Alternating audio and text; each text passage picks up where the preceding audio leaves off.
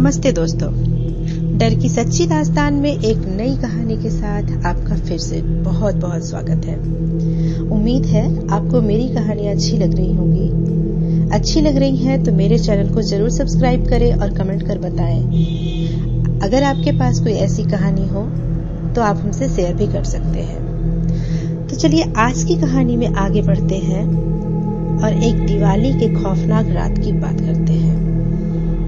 दिवाली की वो खौफनाक रात जब सब लोग यह तो जानते हैं कि दिवाली जगमगाती रोशनी और लाइट्स का त्योहार है, पर जो ज्यादातर लोग नहीं जानते वो ये है कि दिवाली की रात अमावस्या की रात होती है और हर अमावस्या की रात काली शक्तियां सबसे ज्यादा ताकतवर हो जाती हैं। लेकिन 19 साल का सुमित इस बात से अनजान था।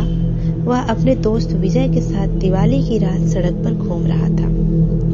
तभी विजय की नजर मंदिर के पीछे एक सुनसान से घर के पीछे गई। वहां एक सुंदर लड़की लाल साड़ी पहने दिया जला रही थी। विजय सुमित को लेकर उस घर के पास चला गया। जैसे ही दोनों वहां पहुंचे, उन्होंने देखा कि पूरा घर दियों से सजा था। उन्हें बालकनी में खड़ी वह सुंदर लड़की नजर आई। उसने फिर वही मन लुभाने वाली मुस्कान देकर उन दोनों को अंदर बुलाने का इशारा दिया। घर अंदर से भी इतना ही खूबसूरत सजा हुआ था जितना कि बाहर से। मेज पर खाने के लिए अलग अलग चीजें रखी हुई थी। सुमित मेज से एक लड्डू उठाकर खाने लगा, पर उसके हाथ से गलती से वह नीचे गिर गया। जैसे ही सुमित लड्डू उठाने के लिए नीचे झुका, उसने देखा कि मेज के नीचे एक भयानक काली परछाई थी जो सुमित को देखते ही गायब हो गई। सुमित जैसे ही विजय को यह बताने ऊपर उठा, उसने देखा कि विजय सीढ़ियों से ऊपर खींचा चला जा रहा था। सुमित बेहद घबराने लगा। फिर अचानक घर में पायल की आवाजें आने लगी, जैसे कि कोई लड़की एक कमरे से दूसरे कमरे में जा रही हो। सुमित उस आवाज के पीछे पीछे सीढ़ियों के ऊपर चला गया, लेकिन ऊपर जाते ही उसे कमरे के अंदर पंखे से लटकी हुई एक लाश दिखी।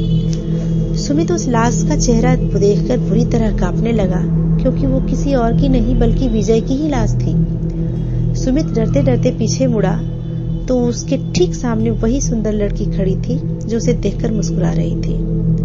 पर इस बार सुमित को वह मुस्कान पर लुभाने वाली नहीं बल्कि बेहद डरावनी लग रही थी। अचानक घर की सारी लाइट्स बंद हो गई और वह धीरे धीरे खंडर में बदल गया।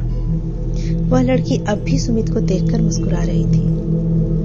अचानक लाल साड़ी पहनी हुई उस लड़की के बाल सफेद और लंबे होने लगे और आंखें एकदम लाल पड़ गई और चेहरा एकदम डरावना हो गया। सुमित उसे देखकर एकदम सुन्न पड़ गया था। वह लड़की हाथ में चाकू लिए सुमित की तरफ बढ़ रही थी। सुमित ने किसी तरह अपने होश संभाला और बिना कुछ सोचे सीधा घर के बाहर भागा, लेकिन वह लड़की अभी भी सुमित के पीछे पीछे आ रही थी। वह लड़की सुमित को मारने के लिए अपना हाथ उसकी तरफ बढ़ाया, लेकिन सुमित तब तक बाहर निकल गया था। उसने जल्दी से घर का दरवाजा बाहर से बंद कर दिया। वह लड़की उस दरवाजे को अंदर से बहुत ही तेज से ठोक रही थी, लेकिन अचानक ठोकने की आवाज बंद हो गई और फिर सुमित को उस लड़की की चीखने की आवाज सुनाई देने लगी, जैसे वह उस घर के अंदर कैद हो गई हो। सुमित वहां से जल्दी से निकला और अपने घर जाकर चुपचाप सो गया। अगली सुबह जब सुमित उठा तो उसकी माँ ने बताया कि उसका दोस्त विजय कल रात से लापता है। तब सुमित ने पूरा किस्सा अपनी माँ को बताया। माँ ने उससे कहा कि कई साल पहले दिवाली की रात एक लड़की ने उस घर में आत्महत्या की थी। तब से उसकी आत्मा उसी घर में भटकती रहती है।